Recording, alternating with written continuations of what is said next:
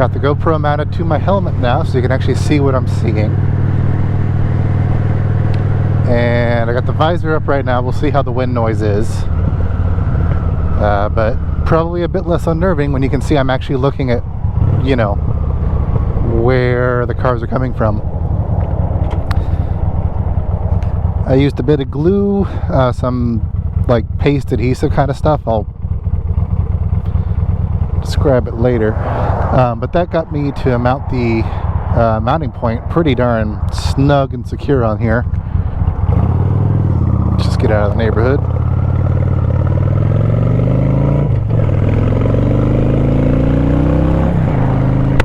Eyes are down. So hopefully this sounds pretty good. Got a new mic. It's got a dead cat, one of those noise muffling things on it. My chin vents are closed and it's tucked in pretty well down here in the chin of the helmet. So hopefully it sounds really good. Probably picking up a lot more noise than I'd expect. But nice chill ride. It's not too hot. It's about 85 right now. Very sunny, but kind of cloudy, so that helped a little. For reference, this is a 2008 Honda Shadow Spirit VT750 C2. The mouthfuls will just call it a Spirit Honda Shadow 750. It's basically a Japanese Harley cruiser, except, you know, a bit more reliable. This one uses the drive shaft instead of a chain or a belt like most bikes do. Usually only see those on BMW bikes from what I understand. But it's really nice because all you got to do is change the oil in it like every 10,000 miles or so, and that's it. The drive shaft is pretty much rock solid. So I'm pretty much just going to cruise on this road and ramble for a bit. The back roads of Hillsborough, Pasco County. Absolutely nothing here for 10 miles. But it makes for a nice relaxing ride. So yeah, back to my bike. It's a 740 something whatever cc. It's a V-twin engine. Has a single carburetor. What else? 5-speed transmission, which motorcycles use sequential transmissions, shifters. So you know how in a car you would go 1, 2, 3, 4, 5, whatever. And a bike, you just there's a little pedal down there. You can maybe see it. I don't know. What you do is you click that to go first gear, click it up second gear, third gear, fourth gear. Got your clutch lever right here to work just like a clutch on a car. As far as brakes go, most of your braking on a motorcycle is done with the front brake, which is the right handle here. You've also got a pedal on the right that handles your rear brake. You don't want to hit that too hard. It's more to assist than anything, because on the road you hit the rear brake too hard and it'll lock up, and then you have zero power and you're just skidding, and have fun with that. As far as how I'm doing, been a bit slow couple of weeks. I got started on helping out on a different project at work. It's been pretty fun, with the last 2 weeks haven't had any sites done. We're kind of in between work phases apparently. But next week I'm flying up to Minneapolis, Minnesota. So that'll be an adventure. I got a cloth mask I'm going to wear, and hopefully stay safe on the plane. We'll see. A friend of mine who's actually used to live up there, he recommended me a pizza place that I should check out, so I'll be getting takeout one night. And I'll probably just putt around and see what the options are up there, because the nice thing about these job shifts is I get to a site around 7 p.m. so I don't have to usually leave my hotel till 5:30, 6:30, depending on how far away it is from the site. So I've got usually sleeping till about 11 a.m. and then I've got the whole afternoon, daytime to myself, which is really quite nice. If not for the whole pandemic shutting everything down, I could actually be quite a bit of a tourist on this particular project, but oh well, it is what it is. But this right here, this is my quarantine therapy right here. Just getting on the road and cruising. If you asked me 5 years ago, I would have said never would I ever be on a motorcycle. And you know who's really involved for this? YouTube. So it all started last year. My main project ended for the winter, which like it usually does, there's a gap there, but I got lucky and was helping out at the company call center that basically directs field techs, literally what I'm doing right now. checking them in, checking them out, and updating their deliverables to make sure that, you know, the required paperwork submitted to make the clients happy. But I'd be at home and just dealing with these calls. But there was actually an overnight person who would take over, I think it was around 10 or 11 at night, and he'd do that until about 6, 7 a.m. whenever the next shift started in the morning for all the overnight workers, which is kind of like what I'm doing when I check out at 1 a.m. But that guy did that specifically 5 days a week, and then I covered on the weekends. But there was a time he needed to do vacation, and I'm like, okay, I'll volunteer and cover those shifts. So for about 11 nights straight, I was at home by myself on my laptop, and there are very few projects running at night. It's the occasional check-in, check-out, mostly monitoring the email, because we had, eyes are up now, we had a particular client who paid us a lot of money for 24/7 very short-term support. So I would have to be, you know, paying attention to my email, particularly for this specific client. So I couldn't really sleep through the job, obviously. I would have to stay up late, stay up the whole night, and just have my laptop on, use a little mouse move thing so that it wouldn't lock up, and just have a special email notification alarm. I basically just used the Star Trek red alert sound. So anytime I got an email from that particular client, I'd be like, okay, get the crap into gear. I'd immediately create a work order for that client, email them back saying, hey, the work order is created, we're on it. We'd have a 15-minute SLA on that. So if we didn't respond within 15 minutes, one, we're letting the client down. Two, they get to charge us back for that because we're like, hey, where's the support? So I'd have to email the client back, say, hey, we got a work order open within 15 minutes, and then contact the local technician we had signed for whatever the particular sites for that client, and have them up and at them and make sure that they know that they're on the job, and they'll let me know that they're on the way, and then they'd have a confirmation within half an hour of initial email saying, hey, tech's on the way, it's all good.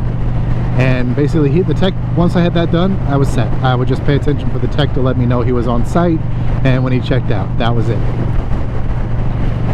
So there's a whole lot of just waiting around at night doing nothing until those came in. It's important, but I had a lot of streaming video to do. I watched a whole lot of TV, a lot of streaming shows, and eventually got into YouTube. At the time, there was a few car channels I was watching, you know, reviews, the Straight Pipes, regular car reviews. Highly recommend both of those guys. Anything else that would come up, and then, you know, motorcycle stuff came up my feed. So I started watching a couple of different motorcycle things, and I didn't know jack shit about bikes at that point. But they look cool, so I started learning about them. You know, what are the different types of bikes? Your cruisers, your sport bikes, your dual sports, adventure bikes, all these different kinds of things. And how the last 5-10 years, there's been a huge market shift in smaller, inexpensive, low displacement bikes and all that, right? Not to mention, used bikes can often be very relatively inexpensive. Case in point, this motorcycle I paid $3 grand for, plus dealer fees. Buy private, don't pay the dealer fees. But anyway, I was back to the story. I was watching all these videos about different bikes and stuff, and then I'm like, you know what? I'm bored. My birthday's coming up. Why don't I just try that out, just to see how it is? So I found a course over at Pasco County. I forget the exact school, but it was hosted out of Gables Power Sports. And I think it was about $180 for a 2-day motorcycle safety foundation course, MSF course, which is how you get your license here in the state of Florida. Day one, oh my god, it was so freaking hot and sunny. It was completely clear. I think it was around 88 degrees, if not hotter. I got sunburned. I had really shitty, cheap leather gloves, because you have to have gloves, boots, and they provide you a helmet. But they basically, because I was so hot and sweaty taking the gloves off and on, and they were so really crappy, I actually degloved the outer layer of skin on the side of my thumb. That was really not fun. But anyway, we're out there for about 6 hours straight doing the fundamentals, you know. Get on the bike, get off the bike, push it forward and back, start it off, learn how to use the clutch, how to shift gears, all the very basics that they teach you on these things.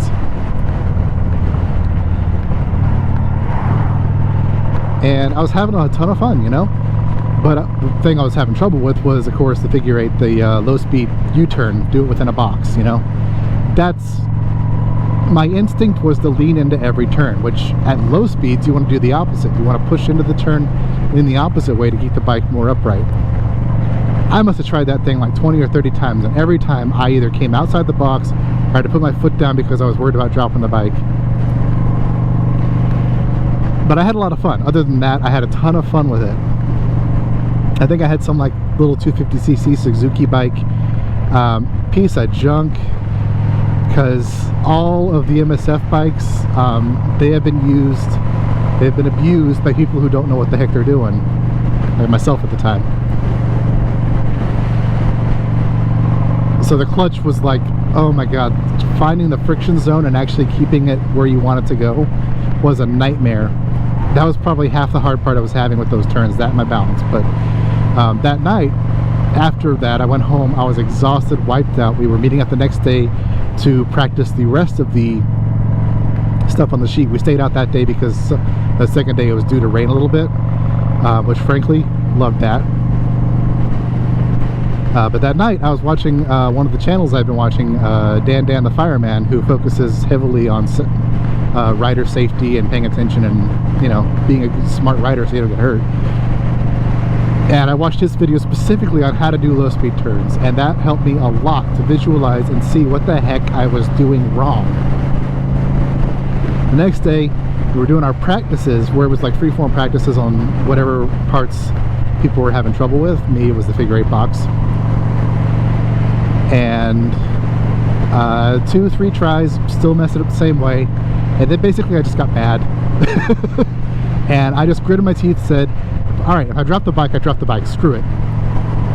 And then I nailed it. And then we did this actual test, which is done in 5 parts, practicing different skills, and when it came time to do the figure eight, nailed it perfectly.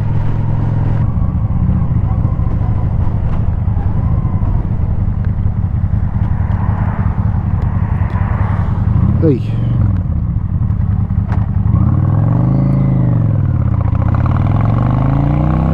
And that right there is what happens when you accidentally put it in neutral. Because for some reason, I don't know why, it just is how it is. For motorcycles, the neutral gear is in between first and second. It can be kind of hard to hit sometimes, depending on the bike. Okay, this is fun. Tractor on the side of the road. Let's see if there's anybody ahead of him. What's this guy doing?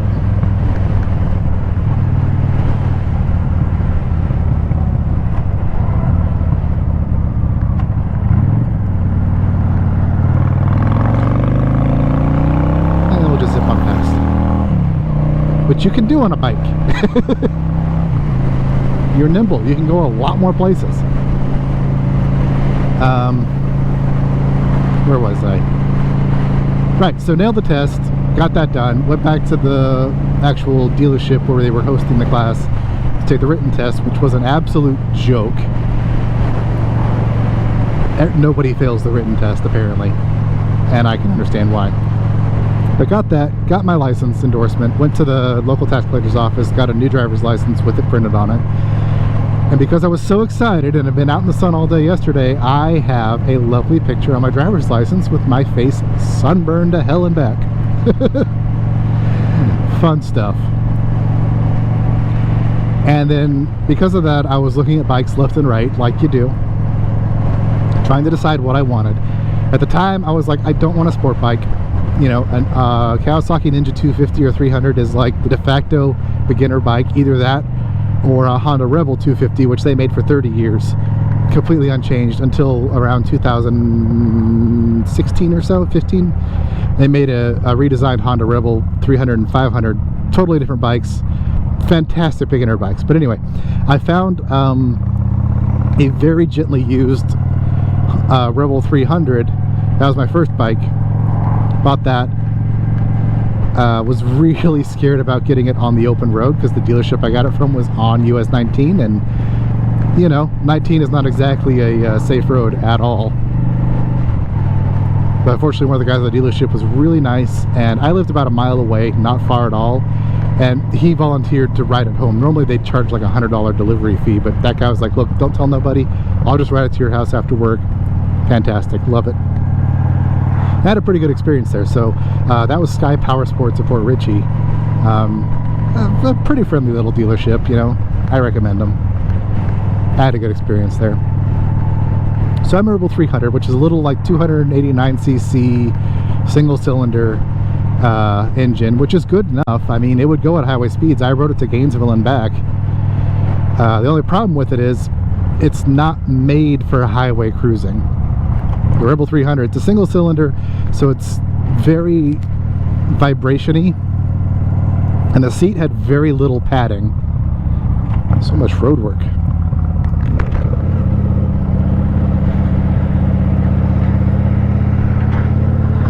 So the seat had very little padding, and where I live, you know, there's a lot of highway speed driving. I've been going basically 55, 65 this whole way because I'm out in the boonies, you know.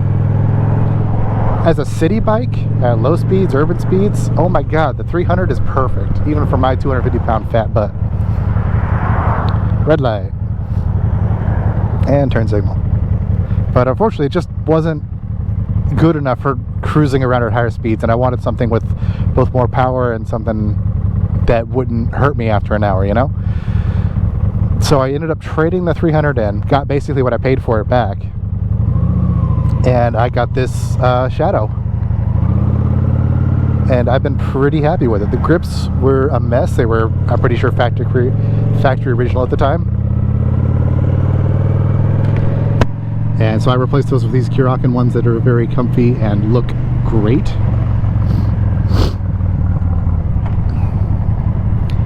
But other than that, I mean, I haven't done a damn thing to it. Oh, and the exhaust, that's right. It came with a Cobra exhaust, which was loud as hell, which I know a lot of bike riders prefer. I don't. I wanted it to not, you know, I don't want to be heard half a mile away in my neighborhood if I'm coming home late at night, you know? So I ended up swapping out the Cobra exhaust with a OEM exhaust, one of the original ones I found on eBay, bought it, got that swapped. Now, it actually rides much better, I think. Because I think whenever they swapped that exhaust, it changed how the air flows in and out of the bike. I don't think they ever rejetted the carburetor to change how the fuel came and went. So it actually has felt like it's been riding a lot better since then. Anyway, we're at the Best Buy right now, so I'm probably going to cut this out for a minute while I pick up the thing that I was coming here to get, just doing a curbside pickup. So, yeah, went to a little trip to Best Buy. I needed a Wi-Fi adapter, and they're having a sale on third-party GoPro batteries, so I got one of those for like 13 bucks. Give me a spare battery for later. And now, because I realized I've got a free reward, I'm picking up lunch, dinner, I don't know. Getting Chipotle. Get a burrito, put them in a little bag here. I believe I was telling the story of how I got my bikes and what I've done with all of them. This is my Shadow. I kind of named her Retzko after the angry pork panda from Agretsuko. There's even a little sticker on the rear fender for good measure. But yeah, she's in pretty good shape. It came with the crash bars down here, that's these things, as well as the highway pegs, which give you more room to stretch out long trips.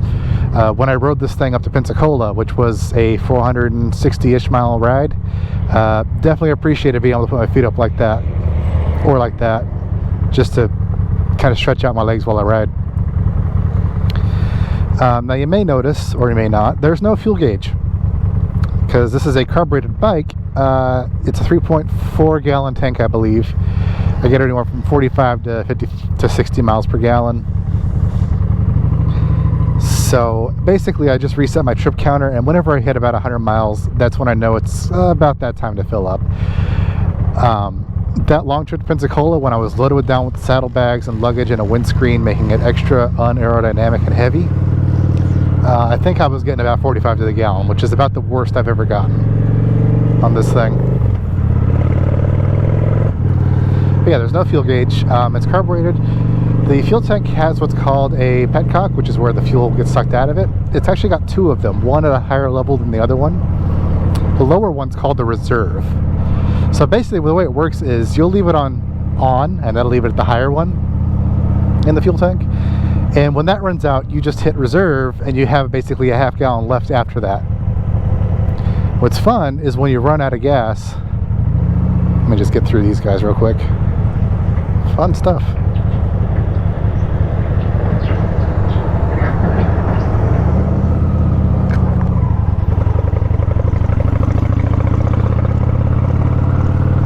What's fun is when you run out of gas in first, all of a sudden you lose all power and you're like, what's going on?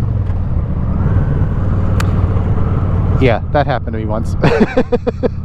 I ran out of all power and then I'm like, wait, what the hell? I can feel the engine still turning. Not on its own though, because there's no more fuel. Good enough.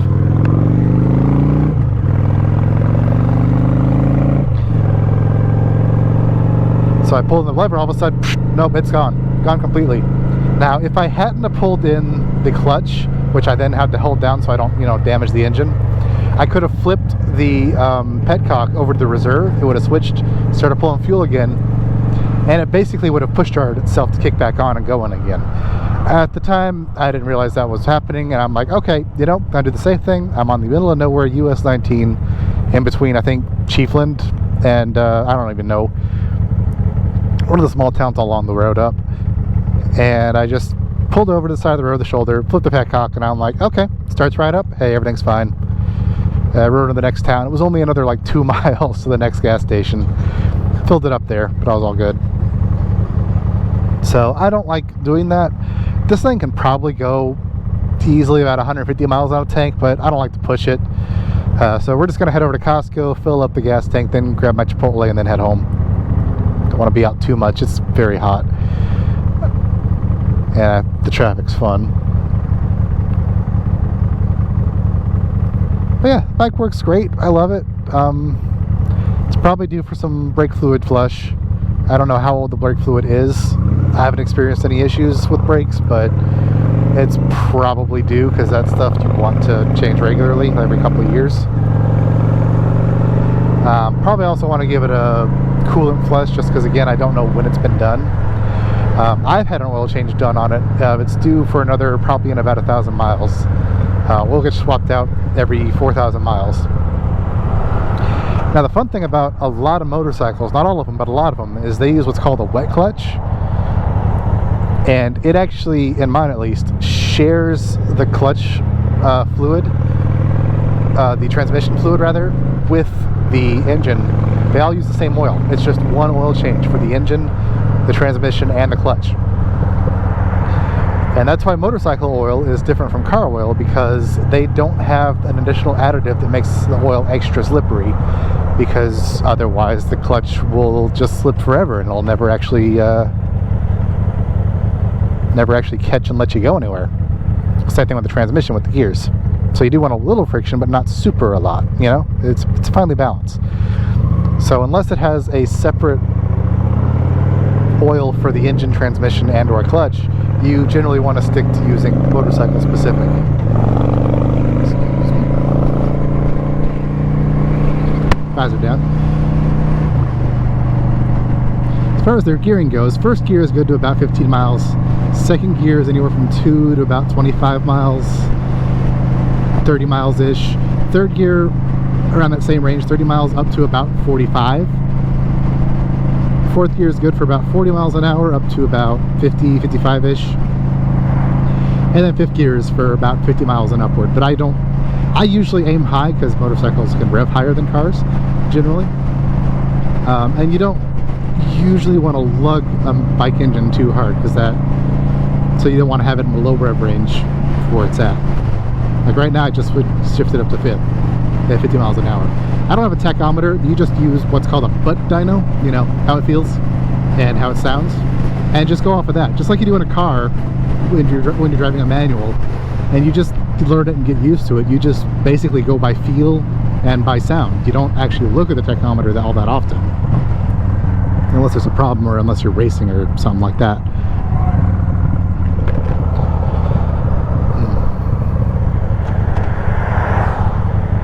I'm just kind of rambling at this point. Should Chipotle burrito sounds good. I had some stroganoff for breakfast. I made a really good vegetarian stroganoff the other day. Just mushroom, onion, Beyond crumbles, and roux and veggie stock to thicken it, basically.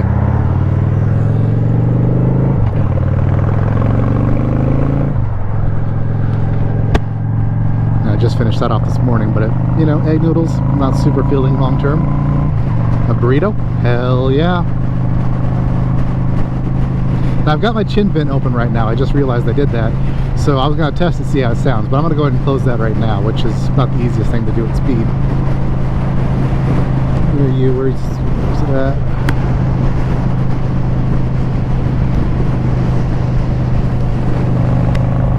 Okay, got the chin vent closed.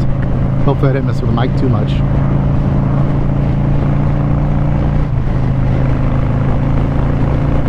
Speed up.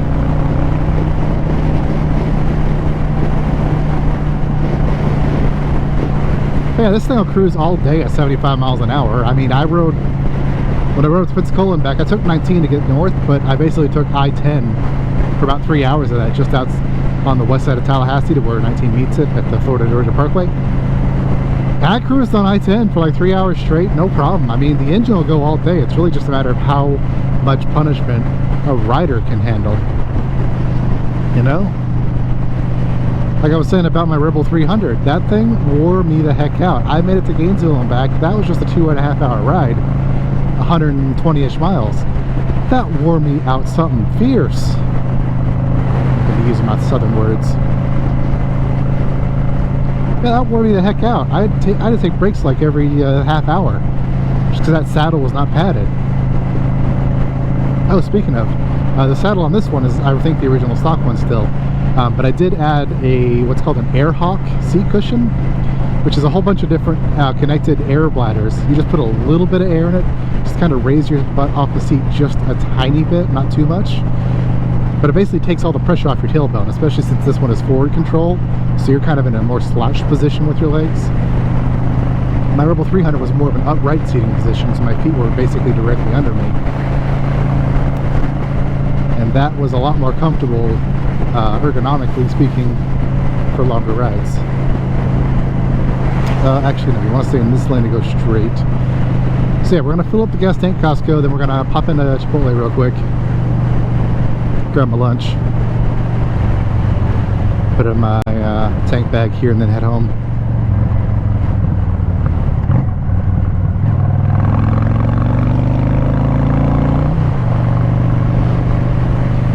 Just as a general rule of thumb when you're on a motorcycle, don't trust red lights.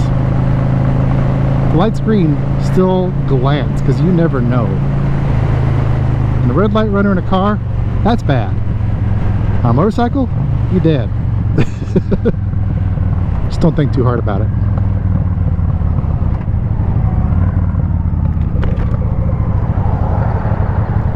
And also, generally, at a light, you want to stay in gear and watch your mirrors until there's a couple cars behind you, just to make sure nobody's going to slam into you.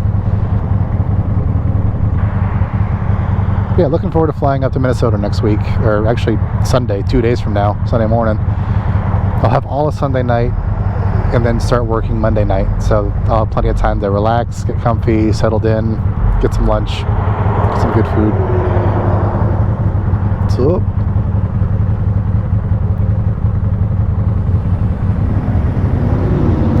the week after that, I'm flying out to Omaha. I've got a couple sites to do in Omaha and Lincoln, Nebraska. So again, never been out that way either. So this will be a new experience. First gear. Off we go. Yeah, see this guy? What's he doing? Is he gonna turn? You never know.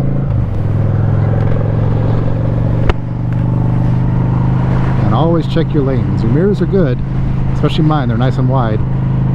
But always check anyway over your shoulder, it never hurts.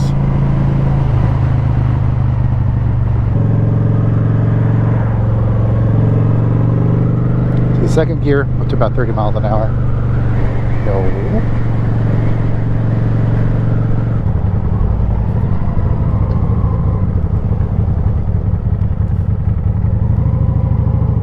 Where's the spot?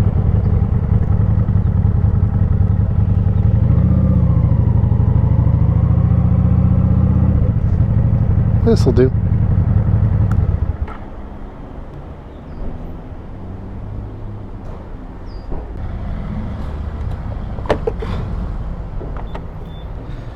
And filling up a gas tank on my motorcycle. That's what that big thing is up top.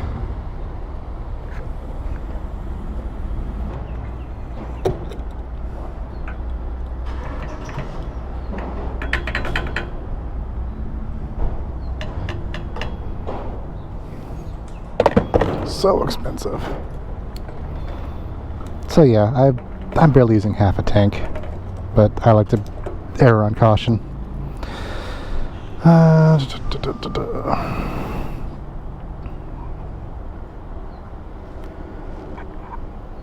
It was 1.636,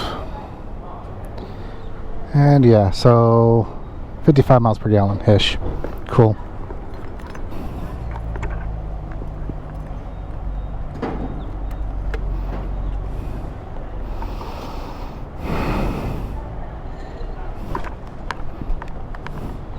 Clutch in, starter, and off we go.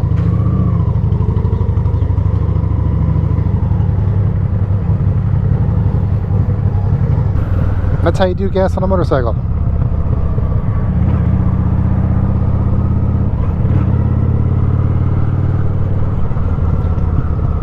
Though it can be a little jerky at low speed, getting off and on the throttle. That just takes practice or just not caring. And clutch control.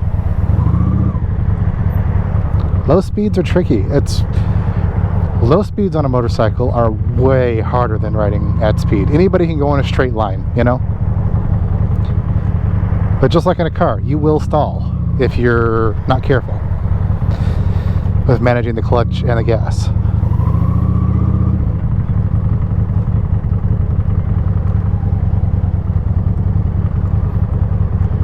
My turn.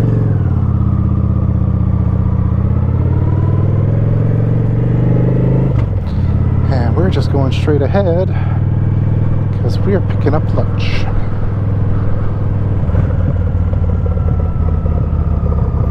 Now normally when I ride, I've got music playing in my ear. I don't know if the mic will pick that up, and that'll cause problems for YouTube or wherever I stream this thing later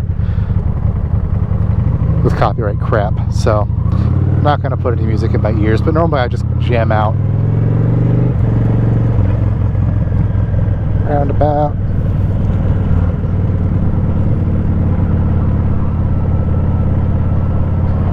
Don't.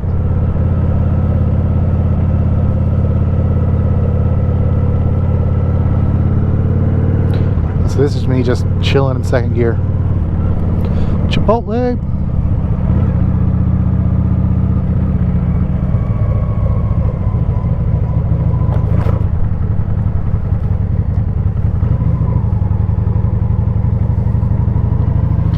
Why, yes, I am going to the burrito loading zone.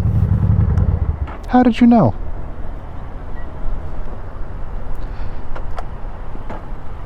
Alright.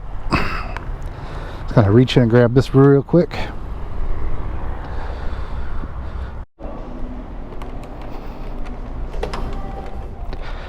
And thus we have lunch.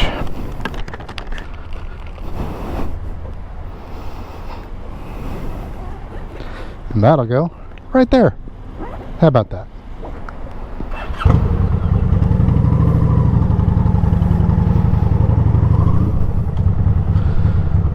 What is that? I have no idea.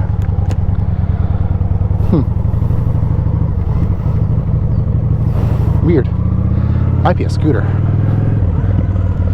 Well, whatever it is, it's neat.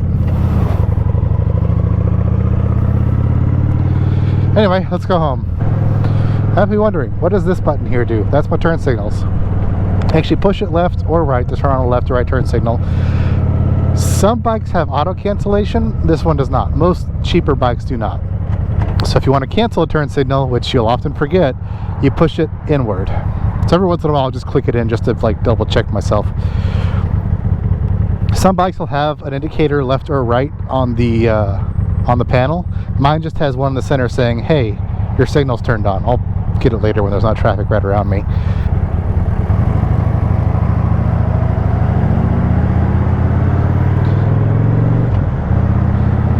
When you're sitting still, it's hot.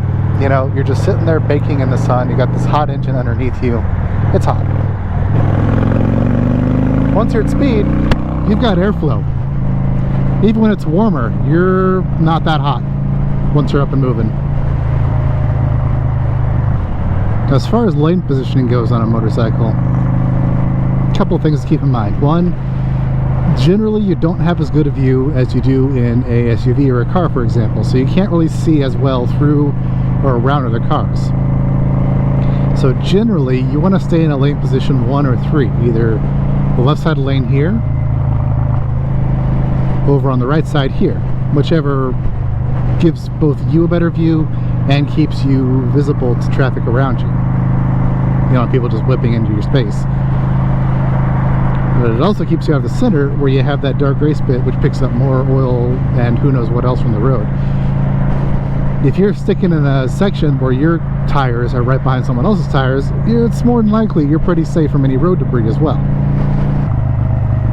What a lovely day. What the hell is this guy doing? Oh, okay. Yeah, so you always want to be scanning not just directly in front of you, but ahead of you in advance. That's why you want to stay in a position where you can see around the cars in front of you. Because you have to be way more defensive when you're on a bike. You're less likely to be seen, and it does not take much for you to get hurt, you know? You're on 2 wheels. You're really stable going straight forward. Anything whacks you, oh man, you're gonna have a bad day. That's why I wear full gear, of course. But it's not that motorcycles themselves are dangerous, it's that other drivers are dangerous. As a rule of thumb, I don't stay in anybody's blind spots more than I have to, even if I have to speed up to get past them a little bit. But I stay out of blind spots. Hell, I stay out of being right next to cars in general. If that means I have to go faster or slower, so be it. I don't care. I'm enjoying the ride. And I will stay in a spot where if somebody just randomly swerves over, because Florida drivers do, I'm gonna be fine, because I'm not there. On the same note, safe following distance. Don't friggin' tailgate. Don't tailgate in a car, but especially on a bike. You know? It's like this guy, for example. He's going slower, I'm staying right here, and then I'm speeding up to get past him. As long as you're right next to the driver or further ahead, odds are they can see you. And that's the key thing here, is being seen. As my high school principal once infamously said, don't do stupid.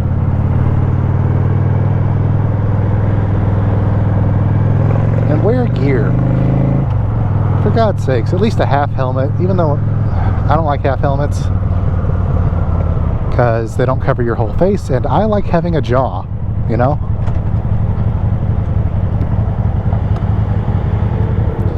But a full helmet protects your whole head and your jaw. A half helmet, I mean, if you take a hit on top of your head, okay, it'll do some protection, but there's just, you know, you go slamming into the ground, it's not good. Wear a full helmet, wear gear, you know. Top priority for me, helmet. Second priority, honestly, gloves. Keeping your hands in the wind where anything can hit them, that hurts. After that comes jacket. I've got a Icon mesh jacket, I forget the exact model. It's not as tough as full leather, but it breathes, which is kind of important in Florida. And it has elbow, shoulder, and back armor built in. So I can take impacts, and it'll hold up better than a shirt or anything else will. I've also got some Kevlar lined jeans, which the main thing with them is the Kevlar, yes, for abrasion resistance, but also riding jeans have way tougher stitching as a general rule of thumb, so that seams don't tear and pop as easily. Regular denim will come apart really quick if you start sliding on the road, and then it's just you and skin. Ugh. Gross. Last thing in is footwear. Riding shoes and boots, not the highest priority, but I do highly recommend them if you can. Because if your bike falls over on you, it's going to crush your foot sideways. And there's a lot of delicate bones in there. And having riding shoes that not only provide more abrasion resistance, of course, but also crush resistance. They're stiffer. The soles and backs stand up better to being smooshed. Also important.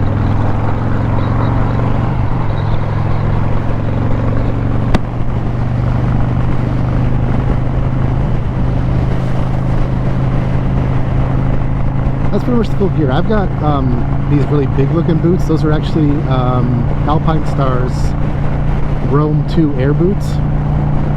Full leather, very protective, but also they have a lot of perforation, which means air flows. My feet are warm in the sun, but once I'm moving, air flows through them. My feet stay comfy at all times. Now, speaking of personal experience, you don't want them below 60 degrees. When I did that right after Pensacola, I left early in the morning. It was about 50 degrees when I left. My feet have never been that cold. I took a break after about an hour and a half, stopped at McDonald's to warm up because my feet were freezing. God. Not pleasant. So the right gear, ooh, shiny. The right gear for the right conditions, you know?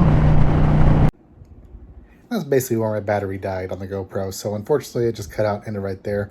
I only had about 10 more minutes left till I got home, and really that's plenty of video footage for one. I've cut out a lot of stuff, but as a test run I think it worked really well, and I got to chat about my life and my biking and all that kind of stuff. So that was pretty nice. Next time I'm going to have, like, I don't know, an outline or at least a script or something to give me an idea of what exactly I want to ramble on. Even just a list of topics. That way I can make a more concise video in a shorter length, something that people would actually maybe watch, since it won't be like 45 minutes long straight. I might also keep doing those longer videos where it's just long form riding from point A to point B long distance, and we'll see how that goes too. But anyway, this was a test run, and I think it worked out fantastically now that I've got everything hammered out. Thanks for watching, and I'm going to make some more of these later on whenever I get around to it. I'm going to be traveling quite a bit the next few weeks, so we'll see.